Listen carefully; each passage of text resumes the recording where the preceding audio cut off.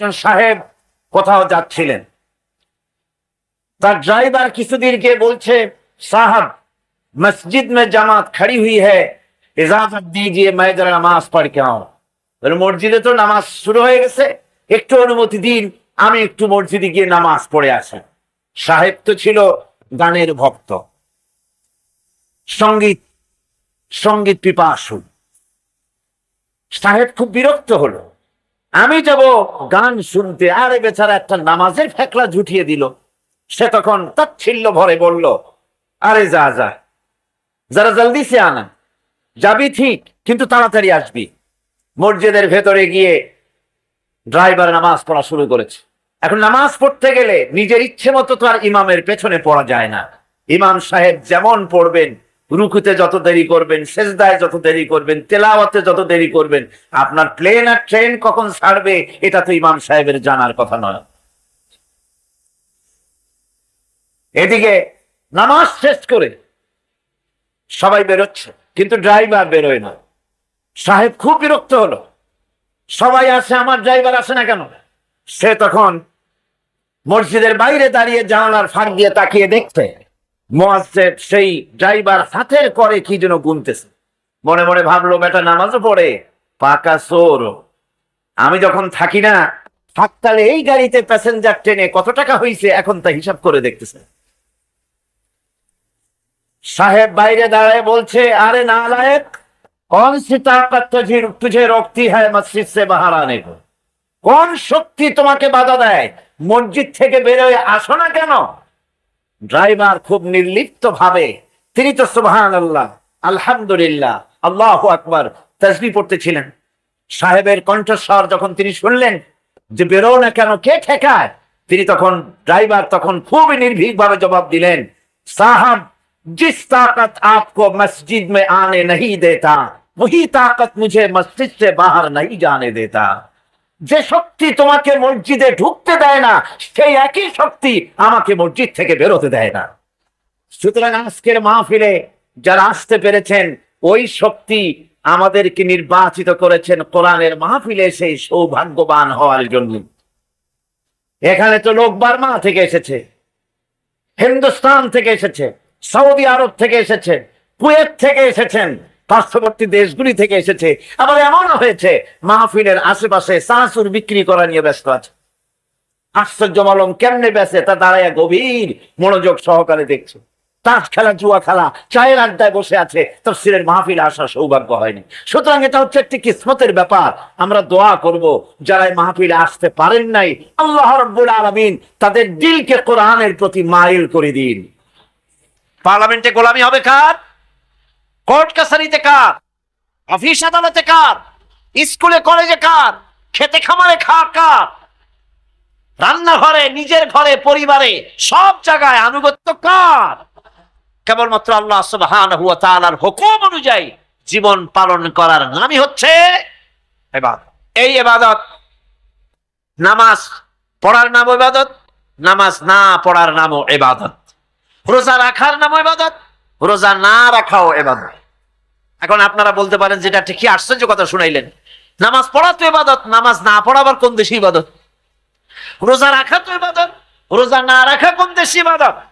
মূল কথা হচ্ছে 5 ওয়াক্ত নামাজ সময় মতো পড়বেন, তা তো আপনার ইবাদত হবে। কিন্তু সূর্য উদয়ের সময়, সূর্য ঠিক মাথার উপরে থাকার সময়, সূর্য ঠিক অস্তগামী হওয়ার সময় নামাজ পড়া জায়েজ নাই, সেজদা করা জায়েজ নাই, হারাম করা হয়েছে। সুতরাং এই 3 সময় নামাজ না পড়াটাই ইবাদত। সারা বছর রোজা রাখবেন, ইবাদত হবে, কিন্তু 2 ঈদের 5 দিন রোজা রাখা হারাম করা হয়েছে, ওই 5 দিন রোজা না রাখাটাই, তার অর্থ হলো জীবনের সমস্ত কাজটাই হলো ইবাদত হবে, যদি মুসলমান আল্লাহর হুকুম মাফিক তার জীবনকে পরিচালনা করে। আপনার চোখের চাহনিটাও তো ইবাদত হবে, সুবহানাল্লাহ করে।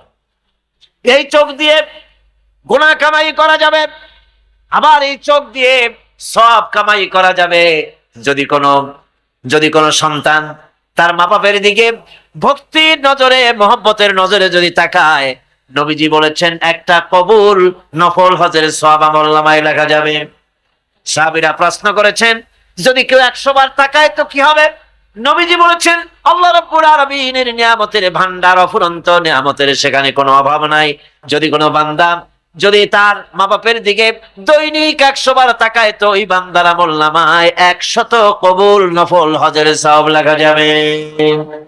তাহলে দেখা গেল চোখের চাহনি আপনার ইবাদত, আপনার ঘুম ইবাদত, আপনার চাকরি ইবাদত, আপনার ব্যবসা বাণিজ্য ইবাদত।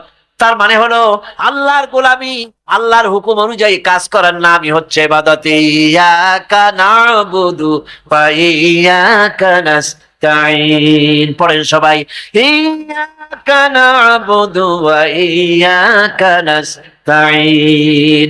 আল্লাহ তাআলা একমাত্র তোমার গোলামি করি, তোমারই আনুগত্য করি, তুমি ছাড়া কারো গোলামি করি না। নাবুদু এই শব্দ দিয়ে বোঝানো হচ্ছে কি, আল্লাহ পাক এই নামাজের ভিতরে যেমন তোমার হুকুম পালন করে নামাজ আদায় করছে, যেমন নামাজের ভিতরে কিছু খাওয়া যায় না, বাইরে খাওয়া জায়েজ ছিল, নামাজ পড়ছি বলে খানাটা আমার জন্য হারাম হয়ে গেছে। কথা বলা জায়েজ ছিল, নামাজের ভিতরে কথা বলা হারাম করে দিলাম। এদিক ওদিক তাকানো জায়েজ ছিল, নামাজের ভিতরে এদিক ওদিক তাকানো বন্ধ করে দিলাম। তার মানে আমার জন্য চিরস্থায়ী, সব সময়ের জন্য আমার জন্য হালাল করে দেওয়া জিনিসগুলি এই নামাজের ভিতরে অল্প সময়ের জন্য হারাম করে প্রমাণ করে দিলাম। মাবুদ গো, এই নামাজের পরে চিরস্থায়ী হারামগুলি এইভাবে আমার জন্য হারাম করে নেব। ইয়াকা নাবুদু, নামাজ পড়ছি যেভাবে করে, নামাজের বাইরের জীবন চালাবো সেইভাবে করে। সেজদা দিলেই তো সওয়াব হয়, সেজদা দিলে কি হয়? সওয়াব হয়। যদি কেউ 5-6টা সেজদা দিয়ে দেয় এক রাকাতের মধ্যে, তো কি হবে? যদি কেউ নামাজ পড়লে তো সওয়াব হয়। ফজরের নামাজ যদি 4 রাকাত পড়ে তো কি হবে? মাগরিবের নামাজ যদি 2 রাকাত পড়ে অথবা 4 রাকাত পড়ে তো কি হবে? ইচ্ছে করে যদি এভাবে করে, ভুল করবে নয়, ইচ্ছে করে যদি করে, তাহলে আল্লাহর আইনের সঙ্গে বিরোধিতা করছে বলে সে বিদ্রোহী হিসাবে প্রমাণিত হবে। সুতরাং কথা হচ্ছে নামাজের ভিতরে আল্লাহ পাক ইয়াকা নাবুদু, এই নামাজের ভিতরে তোমার হুকুম মেনে যেভাবে নামাজ আদায় করি, নামাজের বাইরের জীবনটাও তোমার হুকুম মেনে পালন করব। এটাই হচ্ছে ইবাদতের মূল থিম, মূল আইডিয়া, মূল ফিলোসফি। আমার বন্ধুগণ, এবার আল্লাহ রাব্বুল আলামিন বলছেন, যদি আমার সঙ্গে দেখা করতে চাও, আল্লাহর সঙ্গে যদি কোনো বান্দা দেখা করতে চায়, আমরা আল্লাহরে দেখতে চাই কিনা, চাই কিনা আল্লাহকে দেখতে? আল্লাহ পাক বলছেন, আমারে যদি দেখতে চাও, ফামান কানা ইয়ারজু লিকা রাব্বিহি ফালইআমাল আমালান সালিহান ওয়ালা ইউশরিক বিইবাদাতি রাব্বিহি আহাদা। আমার সঙ্গে যদি দেখা করতে চাও, তোমাদের মধ্য থেকে কেউ যদি আমার সাথে দেখা করতে চায়, সে যেন ভালো কাজ করে, ভালো আমল করে, আর আমার ইবাদতের সঙ্গে কাউকে যেন শরীক না বানায়, তাহলেই আমার সঙ্গে কিয়ামতে দেখা হয়ে যাবে। জোরে বলেন সুবহানাল্লাহ। আল্লাহর সঙ্গে দেখা করতে হলে তার ইবাদত করতে হবে, গোলামি করতে হবে, এবং কাউকে শরীক স্থাপন করা যাবে না। এই গোলামি করতে হবে, ইবাদত করতে হবে কতদিন? আল্লাহ রাব্বুল আলামিন বলছেন, ওয়া'বুদ রাব্বাকা হাত্তা ইয়াতিয়াকাল ইয়াকিন। ইবাদত করো, গোলামি করো, যতক্ষণ পর্যন্ত নিশ্চিত সেই সময়টি এসে না যায়। তার মানে মৃত্যু পর্যন্ত আমার গোলামি করতে থাকো। মৃত্যু পর্যন্ত গোলামি হবে কার? আল্লাহ সুবহানাহু ওয়া তাআলা। সেই আল্লাহ পাকের গোলামি জীবনের সকল ক্ষেত্রে করতে হবে, মৃত্যু পর্যন্ত সব ক্ষেত্রে গোলামি হবে আল্লাহর। আল্লাহর গোলামি হচ্ছে আল্লাহ যা নিষেধ করেছেন তার থেকে ফিরতে হবে, আর যা আদেশ করেছেন সেগুলি মানতে হবে। যারা নিজেদের সৃষ্টির উদ্দেশ্য বোঝে না, আল্লাহর সামনে মাথা নত করার পরিবর্তে অহমিকতা করে, অহংকার করে, আল্লাহর সামনে মাথা নত করে না, ইবাদত করে না আল্লাহ, তাদের সম্পর্কে আল্লাহ রাব্বুল আলামিন বলছেন, ইন্নাল্লাযীনা ইস্তাকবিরুনা আন ইবাদাতি সায়াদখুলুনা জাহান্নামা দাখিরিন। যারা আমি আল্লাহর সঙ্গে অহংকার করে, আমার ইবাদত করে না, আমার গোলামি করে না, আমার সামনে মাথা নত করে না, অহংকার অহমিকতা করে যারা জীবন চালায়, আমি কিয়ামতের দিন তাদেরকে লাঞ্ছিত করব আর জাহান্নামে পাঠাবো। যারা আল্লাহর গোলামি করবে না, আল্লাহর ইবাদত করবে না, অস্বীকার করবে আল্লাহর গোলামিকে, অহমিকতা করে চলবে, তাদের জায়গা হবে কোথায়? জাহান্নামের মধ্যে। সুতরাং মানুষের মর্যাদা বাড়ে আল্লাহর গোলামিতে। মর্যাদা বাড়ে কিসে? আল্লাহর গোলামিতে। গোলামি করলেই মর্যাদা বাড়বে। এই জন্য আল্লাহ পাক কোরআনের মধ্যে, কোরআনে কারিমের মধ্যে সবচাইতে মাহবুব, আল্লাহ পাকের মাহবুব বান্দাদের কথা যখন বলেছেন তখন নাম নেন নাই, আব্দুন শব্দ ব্যবহার করেছেন। গোলাম বলেছেন, বান্দা বলেছেন। আমার বান্দা। বান্দা হচ্ছে মানুষের জন্য সবচাইতে বড় ডিগ্রি আল্লাহর পক্ষ থেকে। আলিম, ওলামা, পীর, বুজুর্গ, সাহাবী, পেগম্বর, নবী, রসুল, সবচাইতে বড় খিতাব হচ্ছে আব্দ। আল্লাহর গোলাম হওয়া, আল্লাহর প্রিয় ডাক হচ্ছে আব্দ। মানুষকে আল্লাহ যাকে সবচেয়ে বেশি ভালোবাসেন, যাদেরকে বেশি ভালোবাসেন, তাদেরকে আব্দ বলেছেন। কি বলেছেন বলুন? আব্দ, বান্দা। আল্লাহ পাক এই পৃথিবীতে সবচাইতে বেশি ভালোবেসেছেন কাকে? মুহাম্মদুর রাসূলুল্লাহ সাল্লাল্লাহু আলাইহি ওয়াসাল্লামকে। তাকে আল্লাহ পাক সবচাইতে বেশি ভালোবাসেন। এবার দেখুন আল্লাহ রাব্বুল আলামিন তার হাবিবকে কি নাম দিয়ে ডাকতেছেন? নাম নেন নাই, নবী এবং রাসূলও বলেন নাই। কোরআনে কারীমের ভিতরে রব্বুল আলামিন তার হাবিবকে আব্দ বললেন। যেমন দেখুন, ইন কুনতুম ফি রাইবিম মিম্মা নাযালনা আলা আবদিনা,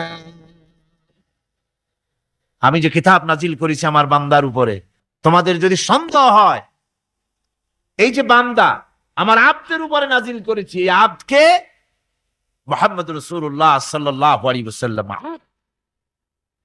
অর্থাৎ সবচেয়ে প্রিয় ডাক হচ্ছে আল্লাহর পক্ষ থেকে বান্দার জন্য আব্দ।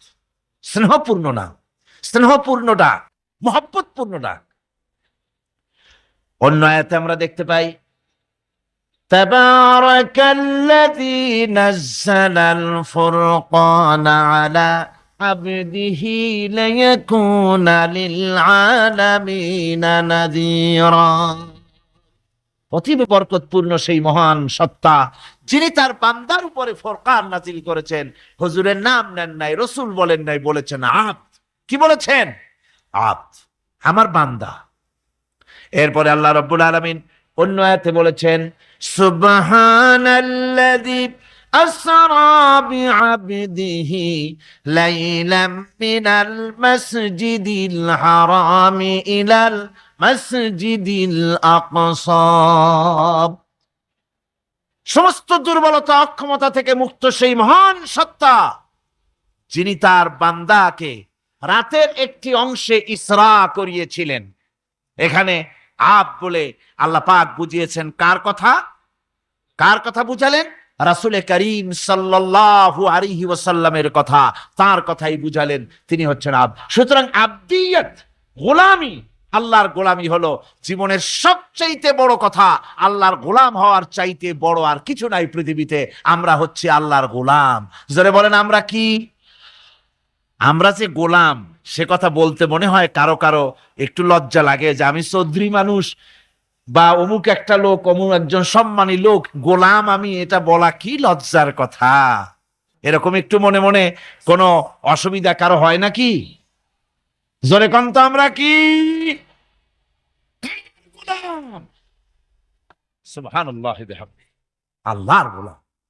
আমরা এমন মহান সত্তার গোলাম, মহান সত্তার বান্দা, যার সমকক্ষ এই পৃথিবীতে কেউ নাই, আকাশেও কেউ নাই। প্রচন্ড হযরত মুআজ বলছেন, আমি রাসূল করিম সাল্লাল্লাহু আলাইহি ওয়াসাল্লামের গাধার পৃষ্ঠে হুজুরের পেছনে বসা ছিলাম। হুজুর আমাকে জিজ্ঞেস করলেন, মুআজ তুমি কি জানো বান্দার উপরে আল্লাহর হক কি আর আল্লাহর উপরে বান্দার হক কি? কুলতু আল্লাহু ওয়া রাসূলুহু আ'লাম। বললাম আল্লাহ এবং তার রাসূল খুব ভালো জানেন। আমি কি করে জানবো? আল্লাহ এবং তার রাসূল খুব ভালো জানেন। ক্বালা হাক্কুল্লাহি আলাল ইবাদি আন ইয়াবুদুহু ওয়া লা ইউশরিকু বিহি শাইআ। বান্দার হক হচ্ছে আল্লাহর উপরে এই যে বান্দা গোলামি করবে আল্লাহর, ইবাদত করবে আল্লাহর, আর আল্লাহর সাথে কাউকে শরীক স্থাপন করবে না। এটা হচ্ছে আল্লাহর উপরে কার হক? বান্দার হক। আর আল্লাহর হক হচ্ছে বান্দার উপর কি? ওয়া হাক্কুল ইবাদি আলাল্লাহ আল্লা ইউআযযিবা মান লা ইউশরিকু বিহি শাইআ। বান্দার উপরে আল্লাহর হক হচ্ছে যে বান্দা আল্লাহর গোলামি করবে আর শরীক স্থাপন করবে না আল্লাহর সাথে, আল্লাহ তাকে শাস্তি দিবেন না। সুবহানাল্লাহ ওয়া বিহামদিহি। আল্লাহ তাকে আযাব দিবেন না, আল্লাহ তাকে শাস্তি দিবেন না। সুতরাং তাওহীদের আকীদা মজবুত হতে হবে। আখিরাতের কামিয়াবি এর উপরে নির্ভরশীল। আমরা যদি আখিরাতে কামিয়াবি চাই, কি বলেন, আখিরাতে কি আমরা জীবনের সফলতা চাই? জোরে বলেন, সফলতা চাই। আখিরাতের কামিয়াবি যদি চাই, জাহান্নাম থেকে যদি বাঁচতে চাই, বেহেশতে যদি যেতে চাই, তাহলে আকীদাকে মজবুত করতে হবে। আল্লাহর সাথে কাউকে শরীক স্থাপন করা যাবে না। এবং আল্লাহ সৃষ্টিকর্তা, কোরআনে পাকের শিক্ষা অনুযায়ী আল্লাহরে বিশ্বাস করি এতটুকুন কথা বললেই তাওহীদের হক আদায় হয় না। তাওহীদের হক হচ্ছে আল্লাহ পাককে সৃষ্টিকর্তা, পালনকর্তা, বিধানদাতা, রিজেক দাতা, কল্যাণদাতা সবকিছু হিসাবে মানতে হবে। কাকে? আল্লাহ পাককে। জোরে সরে বলুন, কাকে মানতে হবে? সমস্ত ক্ষমতা হচ্ছে আল্লাহ। সমস্ত ক্ষমতা কার? আল্লাহর নাম নিতে শরম করে নাকি? তাহলে জোরে সরে কোন সমস্ত ক্ষমতা কার? আল্লাহ রাব্বুল আলামিনের এত বড় ক্ষমতা। সাগরকে নগর বানাতে পারেন, নগরকে সাগর বানিয়ে দিতে পারেন, এতিমকে রাষ্ট্রের মালিক বানায় দিতে পারেন, ধনীকে গরিব বানায় দিতে পারেন, গরিবকে ধনী বানায় দিতে পারেন, মৃত্যুকে জিন্দা করতে পারেন, জিন্দাকে মৃত্যু করে দিতে পারেন, পথের লোককে ধরে প্রেসিডেন্ট বানায় দিয়া ফুলের মালা দিয়া গলা থেকে পা পর্যন্ত ভরে দিতে পারেন। আবার আল্লাহ যদি নারাজ হয়ে যান, প্রেসিডেন্টের ফুলের মালার পরিবর্তে জুতার মালা গলায় দিয়া জেলখানার মধ্যে ঢুকাইয়া দিতে পারেন। তাহলে ক্ষমতাটা কার? বিশ্বাস করেন? সমস্ত ক্ষমতার মালিক আল্লাহ। কোরআন আমাদেরকে শুধুমাত্র মাথা ঝুলে ঝুলে তেলাওয়াত এটা শিখায় না। কোরআন তেলাওয়াত করতে হবে, বুঝতে হবে, আমল করতে হবে। কোরআন শিখাচ্ছে। কে শিখাচ্ছে? কোরআন। তার মানে কে?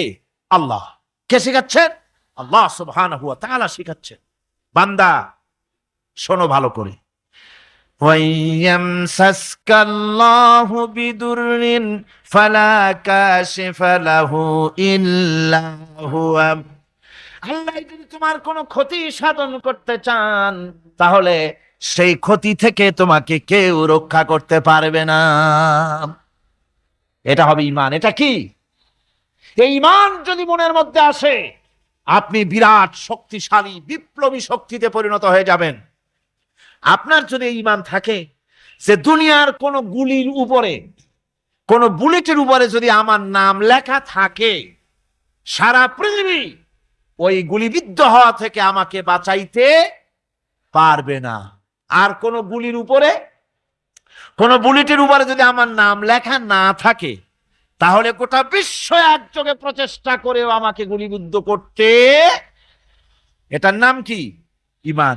তাই আল্লাহ বলছেন যে আমি যদি কারো ক্ষতি করি, তাহলে এই ক্ষতি থেকে তাহলে তাকে কেউ বাঁচাইতে। ওয়াইয়ামসাসকা বিখাইরিন ফাহুয়া আলা কুল্লি শাইইন কাদির। আর আল্লাহ রাব্বুল আলামিন যদি কারো কল্যাণ করতে চান, তাহলে তার কল্যাণকে কেউ ফিরায় দিতে পারে না। কল্যাণ থেকে কেউ তাকে কল্যাণ থেকে মাহরুম করে দিতে পারে না। তার মানে হলো, আল্লাহ যদি কাউকে চুল ধরে, মাথা ধরে, কল্লা ধরে উপরের দিকে টানে, আর দুনিয়া যদি তার পাও ধরে নিচের দিকে টানে, তাহলে দুনিয়া পারবে? পারবে? আল্লাহ কল্যাণ করতে চাইলে কেউ ঠেকাইতে পারবে না, আর আল্লাহ অকল্যাণ করতে চাইলেও তার থেকেও কেউ বাঁচতে। ওয়াহুয়াল কাহিরু ফাওকা ইবাদিহি ওয়া হুয়াল হাকীমুল খাবীর। তিনি তার বান্দাদের উপরে একচ্ছত্র আধিপত্য রাখেন, একচ্ছত্র ক্ষমতার অধিকারী তার বান্দার উপরে। সমস্ত জিনিসের উপরে তিনি ক্ষমতা রাখেন। তিনি মহান বিজ্ঞানময়। এই তাওহীদ খুঁজে নিতে হবে। তাওহীদ অর্থাৎ আল্লাহ পাককে সমস্ত ক্ষমতার মালিক মনে করতে হবে। দেখুন, আমাদের জাতির পিতা কে? আমাদের জাতির পিতা মনে আছে তো? ভুল টুল করেন না তো? ভুল টুল করবেন না। আমাদের জাতি আত্মভোলা, মাঝে মধ্যে ভুল টুল করে বসে, আন্দাজে ভান্দাজে একটা বানায় বসে। আসলে জাতির পিতা মুসলমানদের কে? ইব্রাহিম আলাইহিস সালাম তাওহীদকে খুঁজছেন। এই কোরআন শরীফ আল্লাহ পাক বলছেন তাওহীদ তালাশ করতেছেন। কে স্রষ্টা? সর্বোচ্চ ক্ষমতার মালিক কে? হযরত ইব্রাহিম আলাইহিস সালাম তার এই তাওহীদ খোঁজার, তাওহীদ অন্বেষণ কাহিনীটাকে রব্বুল আলামিন কোরআনে কারীমের ভিতরে জায়গা দিয়ে দিলেন দুনিয়ার মানুষকে বোঝাবার জন্য, শোনাবার জন্য। ফালাম্মা জান্না আলাইহিল লাইলু রাআ কাওকাবান ক্বালা হাযা রাব্বী। তিনি রব সন্ধান করছেন, কে আমার স্রষ্টা? সর্বোচ্চ ক্ষমতার মালিককে, আইনদাতাকে, বিধানদাতাকে, স্রষ্টাকে, কে তিনি? তাকে খুঁজছেন। মনের ভিতরে চিন্তা, মস্তিষ্কে চিন্তা।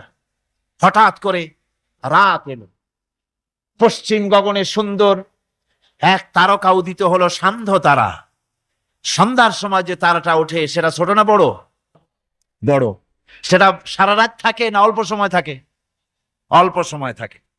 সান্ধ্য তারা দেখে ইব্রাহিম আলাইহিস সালাম বললেন, হাযা রাব্বী, পেয়ে গেছি আমার রব, এটাই আমার রব, এটাই হচ্ছে আমার স্রষ্টা, এটাই হচ্ছে সর্বময় ক্ষমতার মালিক। আল্লাহ পাক বলেন, ইব্রাহিম আলাইহিস সালাম তাকিয়ে থাকলেন। কিছুক্ষণ পরে এই তারকা যখন অস্তমিত হয়ে গেল, ইব্রাহিম আলাইহিস সালাম তখন বললেন, ফালাম্মা আফালা ক্বালা লা উহিব্বুল আফিলিন। যে জিনিস অস্তমিত হয়ে যায় তাকে আমি মহব্বত করি না, পছন্দ করি না, সে রব হতে পারে না। যে রব হবে তার আবার উদয় অস্ত কিসের? চিন্তা করতেছেন আমার রবকে। তারকা দেখলাম অস্তমিত হয়ে গেল, চাঁদ দেখলাম ডুবে গেল, তাহলে আমার রবকে? সকাল চলে যাওয়ার পর যখন দেখলেন পূর্ব দিগন্ত থেকে সূর্য উদিত হয়েছে ডগমগ করে, সূর্যকে দেখে তিনি বললেন,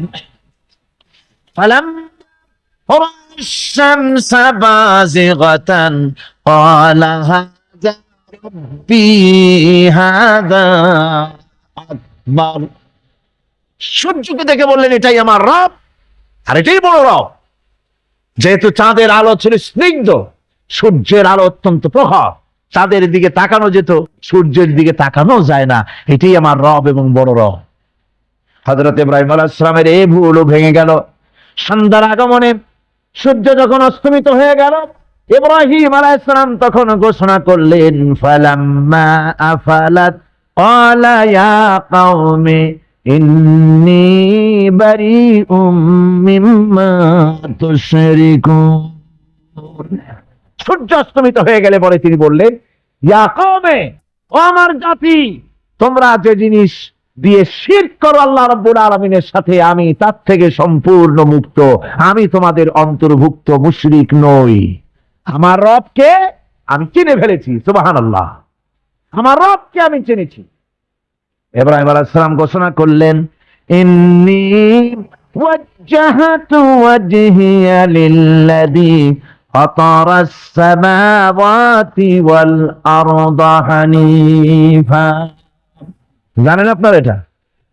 পড়েন, ইন্নী ওয়াজ্জাহতু ওয়াজহিয়া লিল্লাযী ফাতারাস সামাওয়াতি ওয়াল আরদা হানিফা ওয়া মা আনা মিনাল মুশরিকিন।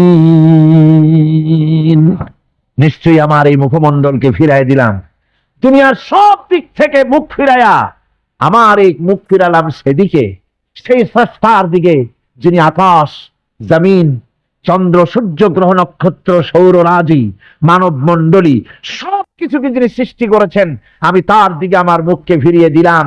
তিনি ছাড়া কোনো রব নাই, প্রভু নাই, আর আমি মুশরিকদের অন্তর্ভুক্ত নহি। হযরত ইব্রাহিম আলাইহিস সালাম তাওহীদকে বুঝে ফেললেন, আল্লাহকে চিনে ফেললেন। আমার বন্ধুগণ, আজ মুসলমান হয়ে আমরা আল্লাহকে চিনতে পারি নাই, আল্লাহর ওয়াহদানিয়তকে আমরা বুঝতে পারি নাই। একদিকে আমরা মুসলমানও, আর একদিকে আমরা মূর্তিও গড়ি, আবার মূর্তির পূজাও আমার মুসলমানেরা করে থাকে। জোরে কন নাউজুবিল্লাহ। মূর্তির সাথে, মূর্তি তৈরি করার সংস্কৃতির সাথে মুসলমানদের কোনো সম্পর্ক থাকতে পারে না। জোরে বলেন, পারে? পারে না।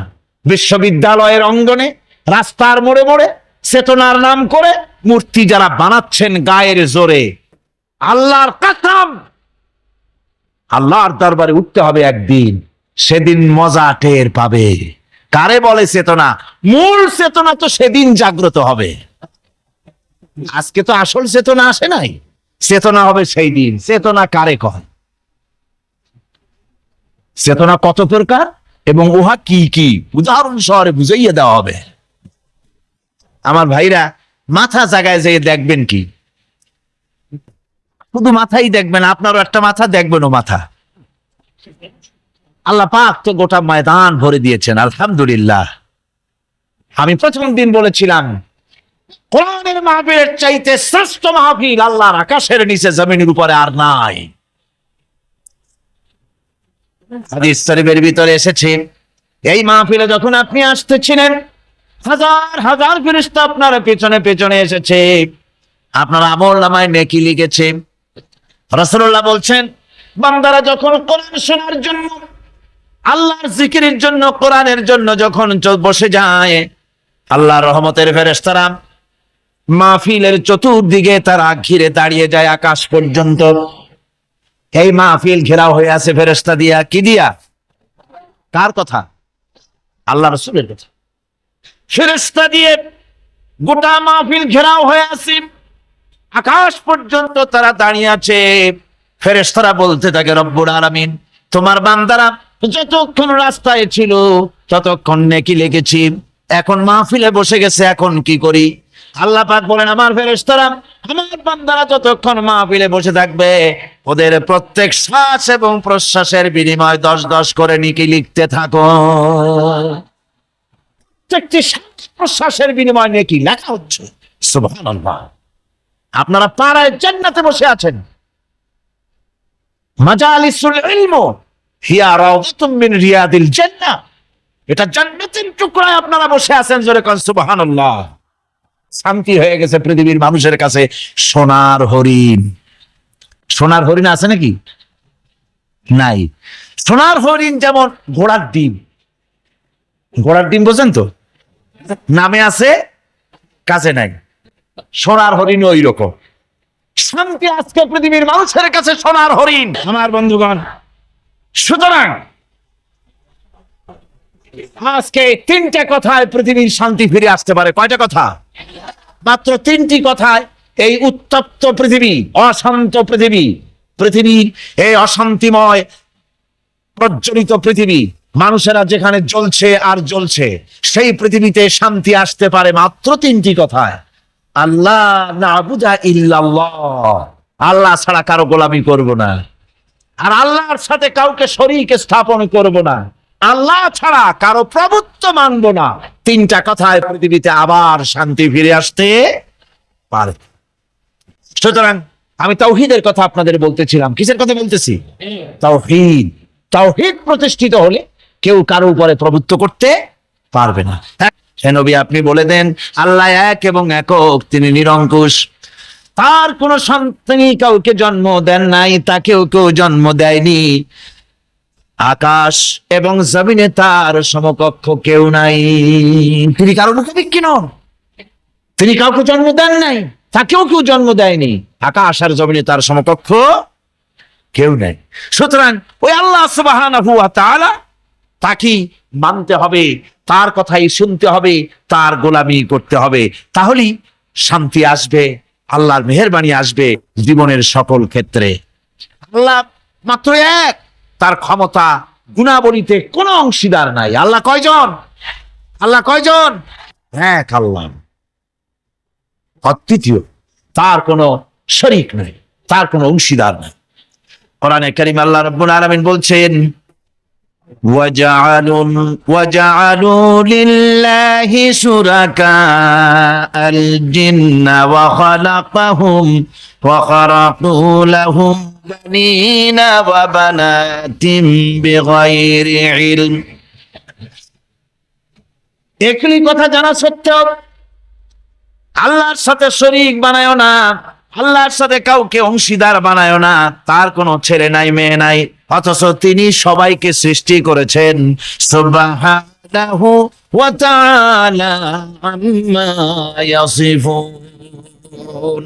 পবিত্রতা সেই আল্লাহ পাকের, এবং তিনি তার সম্পর্কে যে চিন্তা করে লোকেরা যা কিছু বলে, এর থেকে আল্লাহ পাক ঊর্ধ্বে। আল্লাহ সন্তান স্থাপন করে তারা বলে যে আল্লাহর ছেলে আছে। নাউযুবিল্লাহ। কোরআন শরীফে আল্লাহ পাক বলেছেন খ্রিস্টানের আল্লাহর ছেলে বানাইছে। وقالت النصارى المسيح ابن الله। খ্রিস্টানেরা বলেছে মসিহ হচ্ছে আল্লাহর পুত্র। নাউযুবিল্লাহ। আবার ইহুদিরা তারা বসে থাকলো না, ইহুদিরা বলল ওয়াকালাতিল ইয়াহুদু উযায়রুন ইবনুল্লাহ।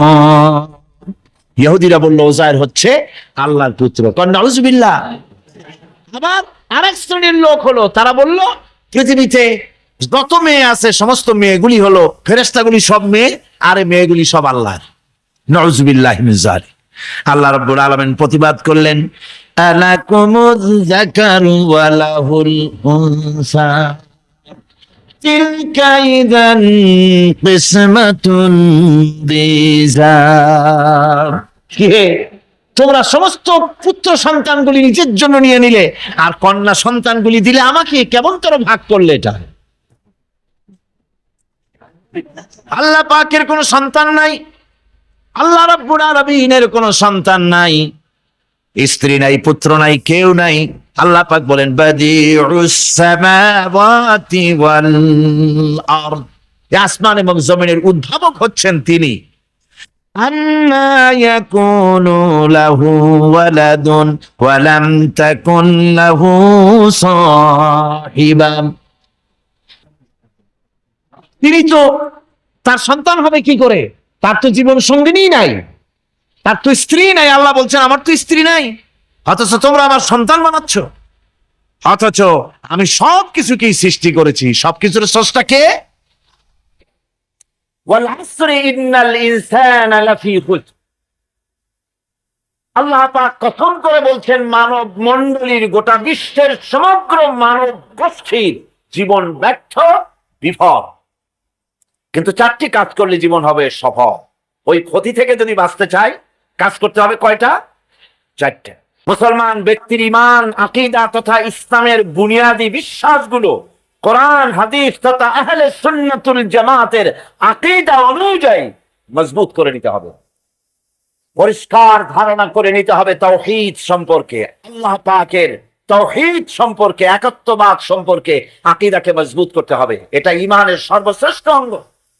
2 নম্বরে রাসূল পাক সাল্লাল্লাহু আলাইহি ওয়াসাল্লাম, দুনিয়ার সমস্ত আম্বিয়া আলাইহিমুস সালাম, রাসূল করিম সাল্লাল্লাহু আলাইহি ওয়াসাল্লাম, দুনিয়া আল্লাহ পাক যত পয়গম্বর পাঠিয়েছেন সমস্ত পয়গম্বর মাসুম ছিলেন, বেগুনাহ ছিলেন। এই কথা নির্ভেজাল ভাবে, সলিড ভাবে বিশ্বাস করতে হবে। আল্লাহ নবীদের কোনো ভুল নাই, নবীদের কোনো গুনাহ নাই। সুবহানাল্লাহ। এই আকীদা মজবুত করতে হবে। এরপরে এই কোরআন বোঝার জন্য, কোরআন সরাসরি আমরা বুঝতে পারবো না, সেই জন্য কোরআনের নমুনা আল্লাহ পাক করেছেন কাকে? রাসূল করিম সাল্লাল্লাহু আলাইহি ওয়াসাল্লাম। তিনি হচ্ছেন কোরআনের নমুনা। হযরত মাওলানা সৈয়দ সালমান নদভী মাদজুল আলী, উস্তাজুল উলামা, আমি তার জন্য দোয়া করি দিল থেকে, আল্লাহ পাক তাকে হায়াতে তাইয়্যিবা, সিহাতে কুল্লিয়া দান করুন। তাকে আল্লাহ পাক গোটা জাতির কাছে, গোটা বিশ্বের সমস্ত মুসলমানদের কাছে তার এই দাওয়াত, ইসলামের দাওয়াত বলিষ্ঠ কণ্ঠে পেশ করার তৌফিক আল্লাহ পাক তাকে দান করুন। তিনি হাদিসটি উল্লেখ করেছেন, আমি আবার এটাকে উল্লেখ করতে চাই। হযরত আয়েশা সিদ্দিকা রাদিয়াল্লাহু তাআলা আনহাকে প্রশ্ন করা হয়েছে রাসূলের চরিত্র কেমন। হযরত আয়েশা বলেছেন, তোমরা কি কোরআন পড়ো নাই? সাহাবায়ে কেরাম বললেন, হ্যাঁ কোরআন পড়েছি। হযরত আয়েশা বলেছেন, কোরআন যদি পড়ে থাকো তাহলে রাসূলুল্লাহর চরিত্র জানার জন্য আমার কাছে কেন এসেছো? কোরআনে যেটা পড়েছো ওর বাস্তব নমুনা যদি দেখতে চাও তাহলে আল্লাহর নবী মুহাম্মদুর রাসূলুল্লাহর দিকে তাকাও। কোরআনে কারীমের মুজাসসাম নমুনা ছিলেন মুহাম্মদুর রাসূলুল্লাহ সাল্লাল্লাহু আলাইহি ওয়াসাল্লাম।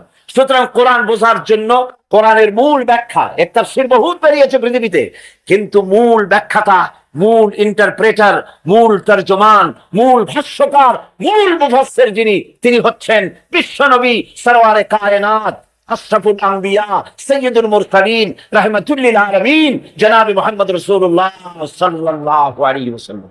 কোরআন বোঝার জন্য নবীকে বুঝতে হবে। কোরআন বোঝার জন্য কি বুঝতে হবে বলেন? কাকে? আর নবীকে বুঝতে হলে অবশ্যই সাহাবায়ে কেরাম রিদওয়ানুল্লাহি তাআলা আলাইহিম আজমাইন, তাদেরকে শ্রদ্ধা করতে হবে, ভালোবাসতে হবে, আর তাদের অনুকরণ করেই রাসূলকে অনুকরণ করা সম্ভব। আল্লাহ রাব্বুল আলামিন কোরআনে কারীমের ভিতরে বলেছেন, মা কানা মুহাম্মাদুন আবা আহাদিন মির রিজালিকুম ওয়ালাকিন রাসূলুল্লাহি ওয়া খাতামান নাবিয়্যিন। মুহাম্মদ সাল্লাল্লাহু আলাইহি ওয়াসাল্লাম তিনি তোমাদের কোন পুরুষদের পিতা নন। তিনি তোমাদের কোন পুরুষদের পিতা নন। তিনি হচ্ছেন রাসূল এবং সর্বশেষ রাসূল। তাকে দিয়ে নবুয়তের মিশনকে তামাম করা হয়েছে।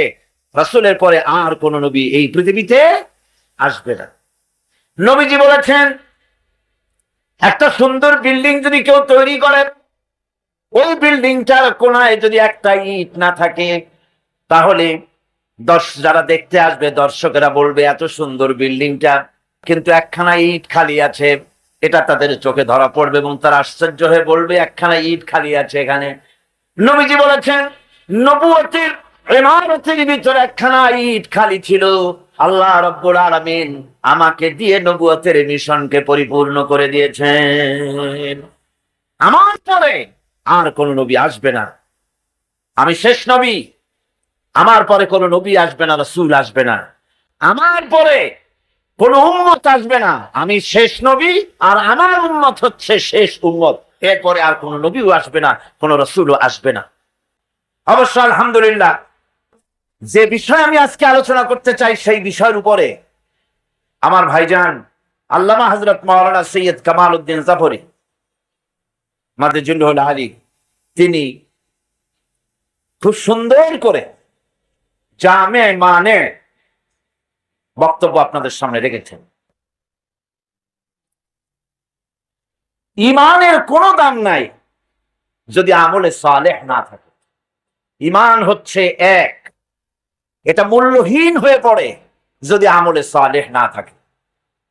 ঈমান হচ্ছে এক, এক তো নিশ্চয়ই বোঝেন, একটা অঙ্ক এক, আর আমলে সালেহ হচ্ছে 0, শূন্য। এই একের সামনে একটা শূন্য লাগালেন, ঈমান এনেছেন, একটা নেক কাজ করেছেন, তাহলে কত হয়ে গেল? 10 হলো। আর একটা ভালো কাজ করলেন, কত হইল? আর একটা দিলেন, আর একটা নেক কাজ করলেন, কত হলো? এভাবে করে শূন্য যত বসাবেন, তার মানে ভালো কাজ যত করবেন, আপনার ঈমানের মর্যাদা তত বৃদ্ধিপ্রাপ্ত হতে থাকলো। আর এই নেক কাজগুলি, এই শূন্যগুলি বসাতে হবে একের ডান দিকে। কোন দিকে? ডান দিকে। যদি বাম দিকে বসান, একটা এক লিখে বাম দিকে শূন্য লেখা আরম্ভ করলেন একেবারে ফেনি পর্যন্ত, কোনো দাম আছে? কোনো দাম নাই। এই জন্য বামপন্থীদের কোনো দাম নাই। যারা নিজেদেরকে বামপন্থী বলে পরিচয় দেয়, বামপন্থী আন্দোলন করে, মুসলমান সন্তান আর পরিচয় দেয় বামপন্থী, এর চাইতে নির্লজ্জ আর হতে পারে বলে আমার জানা নাই। আসহাবুল ইয়ামিন, আসহাবুশ শিমাল, ডানপন্থী আর বামপন্থীর কথা আল্লাহ পাক কোরআনে কারীমের মধ্যে বলেই দিয়েছেন। ডানপন্থী হচ্ছে মুমিনেরা, আল্লাহর মুমিন বান্দারা ডানপন্থী, আর তাদের নেতা হচ্ছেন নবীরা। নবীরা এই মুমিন বান্দাদেরকে নিয়ে, ডানপন্থীদেরকে নিয়ে নবীরা আল্লাহর জান্নাতে চলে যাবেন, আর বামপন্থীদের নেতা হচ্ছে শয়তান। বামপন্থীদের নেতা কে? শয়তান। শয়তান এদের নেতৃত্ব দিয়ে কোথায় নিয়ে যাবে? জাহান্নামে নিয়ে যাবে। সুতরাং আপনাকে বসতে হবে, নেক কাজগুলি করতে হবে, যা যেন একের বাম দিকে চলে না যায়। অর্থাৎ যে ব্যাখ্যা ভাইজান দিয়েছেন, যে ব্যাখ্যা হযরত মাওলানা জাফরি সাহেব দিয়েছেন, যে নেক কাজ করতে হবে আল্লাহকে খুশি করার জন্য, কাজটা ভালো হওয়ার জন্য শর্ত দুইটা। একটা হচ্ছে কাজটা হতে হবে আল্লাহকে খুশি করার জন্য। কারে খুশি করার জন্য? আল্লাহ পাককে খুশি করার জন্য হতে হবে। আর 2 নম্বরে কাজটা হতে হবে সুন্নতে নববী সাল্লাল্লাহু আলাইহি ওয়াসাল্লাম, রাসূল করিম সাল্লাল্লাহু আলাইহি ওয়াসাল্লামের সুন্নতের উপরে কাজটি হতে হবে। তাহলেই আপনার আমলটা সহি হয়ে গেল। আপনি আমি নিজের আন্দাজ করে কাজটা খুব ভালো হয়েছে মনে করলেই হবে না। নিকৃষ্ট বা অসৎ কাজের পরিণতি সম্পর্কে কোরআন বলছে, কুল হাল নুনাব্বিউকুম বিল আখসারিনা আ'মালা আল্লাযীনা দাল্লা সা'য়ুহুম ফিল হায়াতিদ দুনিয়া ওয়া হুম ইয়াহসাবুনা আন্নাহুম ইউহসিনুনা সুনআ। আমি কি তোমাদেরকে বলবো না যে কোন আমল তোমাদেরকে ক্ষতিগ্রস্ত করবে? সেটা হচ্ছে সেই আমল যারা দুনিয়ার জীবনে দুনিয়ায় উন্নতি করার জন্য কাজ করে, তাদের সমস্ত জদ্দোজাহাদ, তাদের চেষ্টা প্রচেষ্টা দুনিয়ায় টিকে থাকার জন্য তারা করে থাকে। যে কাজগুলি আল্লাহ পাকের খুশনুদি হাসিলের জন্য, আল্লাহ পাককে খুশি করার জন্য করা হয় না, সেই কাজগুলি মানুষের সমস্ত প্রচেষ্টাকে, তার চেষ্টাকে, তার সমস্ত আমলগুলিকে বিনষ্ট করে দেবে। এগুলি কিয়ামতের দিন কোনো ফায়দা হবে না।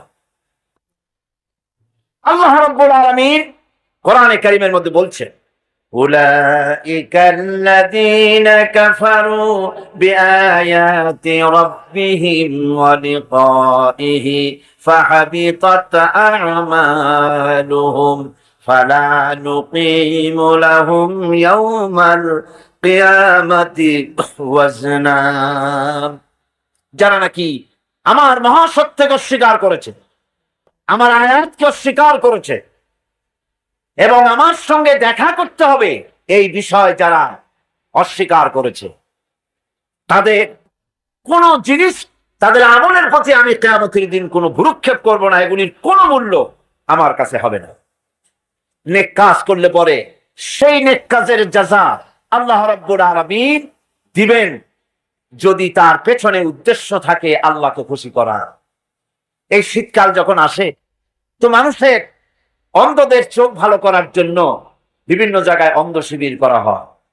বহু মানুষ আছে যারা মানুষের উপকারের জন্য কুয়া বানায়, টিউবওয়েল বানায়, রাস্তা তৈরি করে দেয়, তারপরে হসপিটাল বানায়, স্কুল কলেজ তৈরি করে, অনেক ভালো ভালো কাজ করে।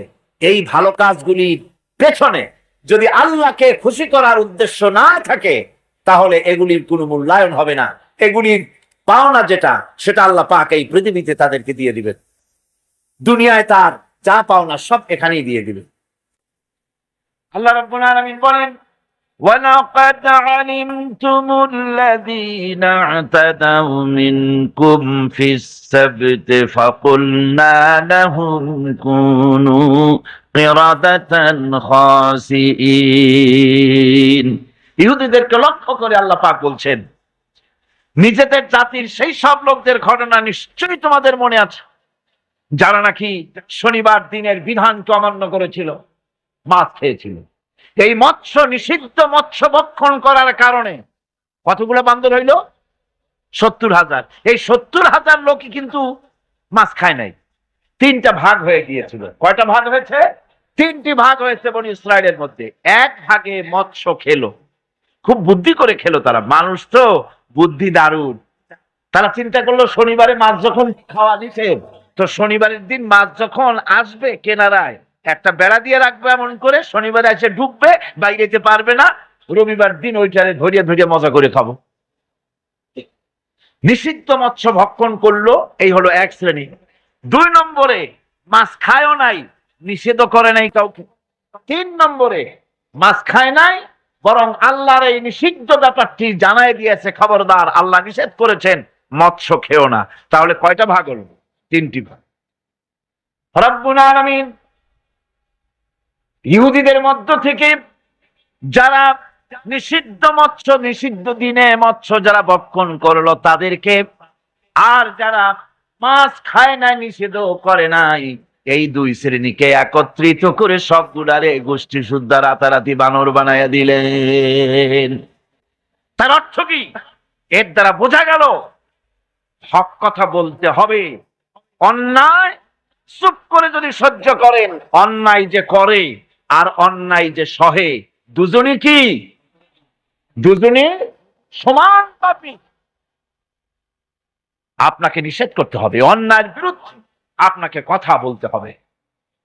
লূত আলাইহিস সালামের জামানায় যখন জমিনটাকে উল্টে দেওয়ার জন্য অর্ডার হলো, তখন ফেরেশতা বলছিল, আয় আল্লাহ, এই জমিনে তো একটা লোক আছে যে 30 বছর পর্যন্ত তোমার ইবাদত করেছে, সেই লোকটারে তো সরাবার ব্যাপারে তুমি কিছু বললা না। আল্লাহ রাব্বুল আলামিন বললেন, জমিনটা উল্টায়া ওর মাথায় আগে রাখো, ওরে শুদ্ধা জমিনটারে উল্টায় দাও। কারণ গোটা জাতি যখন আমার সঙ্গে নাফরমানি করছে, আমার নবীর সঙ্গে নাফরমানি করতেছে, তখন এরা কথা বলে নাই। এই লোক নিজের ইবাদত নিয়ে ব্যস্ত ছিল, নিজেকে জাহান্নাম থেকে বাঁচাবার চেষ্টা করেছে। গোটা জাতি জাহান্নামে যায়, সেজন্য ভুরুক্ষেপ করে নাই। হক কথা বলতেই হবে। হক যে বলবে না, হক থেকে যে চুপ থাকবে, সে হচ্ছে শয়তানুন আখরাস, বোবা শয়তান। রাসূলুল্লাহ হাদিসে বলেছেন, হক থেকে যে চুপ থাকে সেটা কি শয়তান? বোবা শয়তান। এখন আপনাকে বিপদ মুসিবত থেকে বাঁচার জন্য হকের দাওয়াত দিতে হবে, তা না হলে আল্লাহ পাক ক্ষমা করবেন না। না হক যখন সমাজে চলতে থাকে, হকের আওয়াজকে, একজনকে হলেও হকের আওয়াজ বুলন্দ করতে হবে। কোরআনে কারিমে রব্বুল আলামিন বলেন, ওয়াত্তাকু ফিতনাতান লা তুসিবান্নাল্লাযীনা যালামু মিনকুম খাসসা। সতর্ক থাকো, বেঁচে থাকো ওই সব বিপদ থেকে, মুসিবত থেকে, যেই বিপদ শুধুমাত্র বিপদের কারণ যারা, ওদের জন্যই নাজিল হবে না, বরং যারা সহ্য করে তাদের উপরও বিপদ আসবে। যারা বিপদের কারণ, গুনাহের কারণ, শুধু ওরাই ধ্বংস হবে না, যারা সহ্য করবে তাদেরকেও আযাবের মধ্যে নিপতিত হতে থাকবে, নেক কাজের দিকে ডাকবে, মানুষকে ভালো কাজের দিকে ডাকবে। এরকম কিছু লোক তোমাদের মধ্যে হয়ে যাওয়া উচিত, তৈরি হওয়া উচিত, যারা হকের দাওয়াত নিয়ে তারা সমাজে বেরোবে। কারণ মুসলমানেরা হলো, আমাদের সম্পর্কে আল্লাহ পাক বলেছেন, কুনতুম খায়রা উম্মাতিন উখরিজাত লিন-নাসি তা'মুরুনা বিল মা'রুফি ওয়া তানহাউনা আনিল মুনকার। তোমরা হচ্ছে শ্রেষ্ঠ জাতি। আমরা কি জাতি? আমরা যে শ্রেষ্ঠ জাতি সে কথা বলার মতো হিম্মত এখন আমাদের আর নাই, যার জন্য আপনারা আওয়াজ দিলেন, যা শোনাই গেল। মুসলমানেরা কি জাতি? খায়রে উমাম, ইমামে আকওয়াম। পৃথিবীর ভিতরে সমস্ত জাতি সমূহের ভেতরে শ্রেষ্ঠ জাতি কারা? আরো জোরে বলুন। একথা কে বলেছেন? আল্লাহ পাক বলেছেন, তোমরা শ্রেষ্ঠ জাতি। তোমাদের দায়িত্ব হচ্ছে তা'মুরুনা বিল মা'রুফ ওয়া তানহাউনা আনিল মুনকার। তোমাদের দায়িত্ব হচ্ছে ভালো কাজের আদেশ করবে, অন্যায় কাজ থেকে মানুষদেরকে ফিরাবে। এটা হচ্ছে তোমাদের দায়িত্ব। এই দায়িত্ব যদি আমরা পালন করতাম, তাহলে আমাদের সমাজের ভেতরে এই অন্যায় অসত্য টিকে থাকতে পারতো না। আমরা মানুষকে ভালো কাজের আদেশ দেই না। ভালো কাজের আদেশ দিতে হলে ক্ষমতায় থাকতে হবে। আল্লাহ রাব্বুল আলামিন বলেন, ওয়ামান আহসানু কাওলাম মিম্মান দাআ ইলাল্লাহি ওয়া আমিলা সালিহান ওয়া ক্বালা ইন্নানি মিনাল মুসলিমিন। ওয়ামান আহসানু কাওলাম মিম্মান দাআ ইলাল্লাহ। ওর থেকে ভালো কথা আর কার হতে পারে? যে ব্যক্তি মানুষকে আল্লাহর দিকে ডাকে, সুবহানাল্লাহ গণ, সুবহানাল্লাহ বলেন, আল্লাহর দিকে যে ডাকে সেই ওয়ামান দা ইলাইহি, হাদিস শরীফের ভিতরে আছে মান ক্বালা বিহি সাদাকা, কোরআন থেকে যে কথা বলে সে কি কথা বলে? সত্য কথা বলে। কোরআন থেকে যে কথা বলে সত্য কথা বলে। মান ক্বালা বিহি সাদাকা ওয়া মান আমিলা বিহি উজরা, আরে কোরআন থেকে যারা আমল করে আল্লাহ তাদেরকে পুরস্কৃত করেন। ওয়া মান হাকামা বিহি আদালা, কোরআন থেকে যে বিচার করে সেই জাস্টিস ইনসাফ কায়েম করে। ওয়া মান দা ইলাইহি হুদিয়া ইলা সিরাতিল মুস্তাকিম, আর যারা কোরআনের দিকে দাওয়াত দেয় তাদের দাওয়াতই সহজ সরল দাওয়াত। আওলাদের রাসূল আপনাদের সামনে কোরআনের দাওয়াত দিলেন, কোরআনের পক্ষে কাজ করুন, সবাই হাত উঁচু করে আপনারা সমর্থন দিয়েছেন। আমরাও অপেক্ষা করব এই সমর্থন আপনারা কতদিন বজায় রাখতে পারে।